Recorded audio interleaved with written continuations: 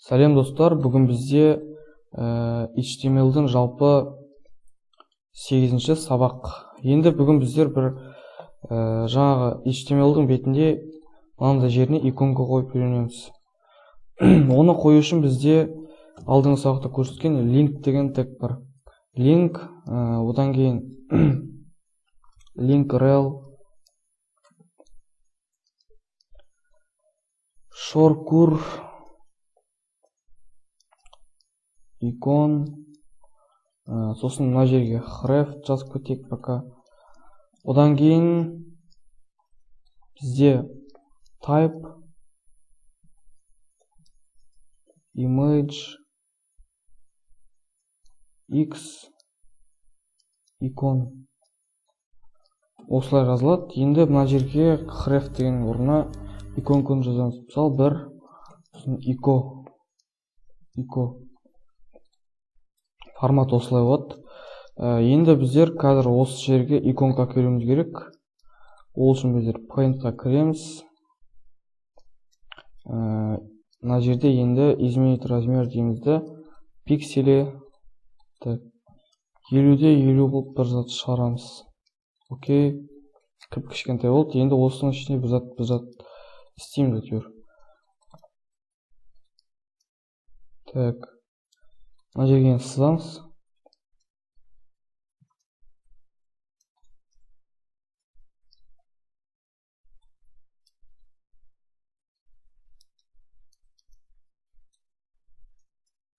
Осындай бір зат болды. Сохранить. Бір iko деп сақтаймыз. Жаңағы индекс HTML-дің қасына. Не? Осында болып кетеді, сосын енді қараймыз. Бізде иконка пайда болды, міне. Көріп тұрған шығарсыздар. Сөйтіп иконка жасай бересіздер. Енді бізде келесі тағы да тегтер бар. Progress деген тег бар бізде. Progress. Бұл жалпы мынандай қызмет атқарады. Progress көтеріледі, түседі осындай. Бұның неге пайдасы бар екенін білмеймін, енді бір кейбір сайттарда болады керегі. Енді бұны біздер мысалы ортасына келіп қоятын болсақ, прогрессті, оны жасау үшін біздер минимум min тең болады 0, сосын максимум 100 дейміз, сосын value бұған неше дейміз 60 дейік. Мына жерге әкеліп 60, 40, 50 деп осылай көбейте бересіздер. 100 болса полный қояды осылай. Осындай бір қызықты тег. Енді бізде бір тегтер қалды. Алдыңғы сабақта біз header мен footerді үйрендік. Соның қасында бізде nav деген жүретін. Сосын spam деген болды. Жалпы бұл тегте соған ұқсас, тек бұның көптеген жаңа пайдасы CSS-ке байланысты. Енді бүгін тағы енді қазір бір кішігірім заттар үйренеміз. Бір параграф жазсақ, параграфтың ішіне біздер бір сөз жазамыз. Осылай жазайық.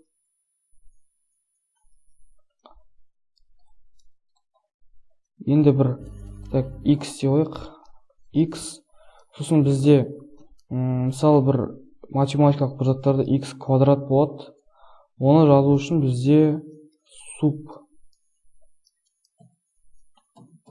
деген бар. Солай жазамыз. Суп 2 дейік. X квадрат. Осылай. Суптың ішіне біздер любой зат жазамыз. Нұр болсын. X, осылай үлкен қылып жазады. Жалпы осындай суп дегеніне қолданылады. Тағы да бізде sub деген бар.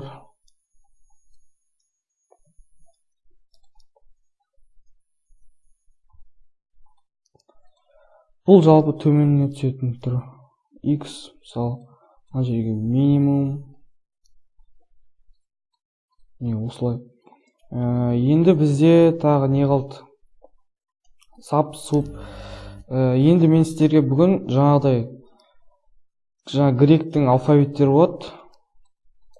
Сондай не символдар болады, бір түсініксіз. Соларды қалай қою керек екенін көрсетемін. Олар бізде жалпы өзінің Unicode-мен қойылады. Оларды қою үшін бізде мынандай нелер бар. Жалпы өзінің кодтары бар, HTML-ге арналған.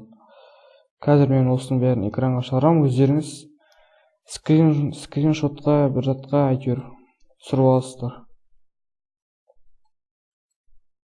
Мынау мысалы қазір көрсетем бәрін осылай. Мына жерде символдар көріп тұрсыздар. Енді бұл жерде нелер тұр? Мына жерде мысалы гректің алфавиті тұр. Жоқ, математикалық өрнектер тұр. Мына жерде бір жаңа копирайтинг тұр, евро, жаңа йен тұр. Тағы бір заттар тұр, әйтеуір цент. Сондай нелер бар. End деген, амперсент, бәрі бар. Осы нелерге арналған жалпы JavaScript нелерге де болады, бұлар. Енді тағы да мына жерде кішкентайлар бар екен. Мынау мысалы гректің алфавиті. Қазір осыны қарап көреміз. Мынау міне математикалық амалдарға арналған. Қазір бір-екеуін қойып көрейік осы. Енді мына жерге бір параграф жазамыз. Параграф.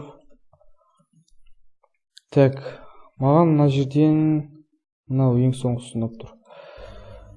Так, мынандай жазамыз. Бірінші амперсент, одан кейін сум.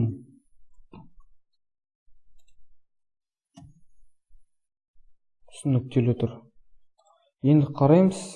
Бізде мынандай не шықты? Математикалық амал. Сосын мына жерде тағы да бар. Мынау қалай? Так, сосын бір. Осылай кәдімгі математикалық амалдар. Тағы да енді қызыққан мыналарды қарап көрейік. Мына жерде нүктелі тұрады. Так, shorts дейікші мына жерге. Shorts. Өте қызықты заттар жалпы. Символдарды осылай қоюымызға болады. Так, мынаны жапсақ. Енді грек алфавиттерін көшейік. Бірінші А түсінікті, Г түсінікті, мынау да түсінікті, сын, З, Е. Бәрі жалпы түсінікті заттар ғой. Кәдімгі латынның әріптерін жазуға болады.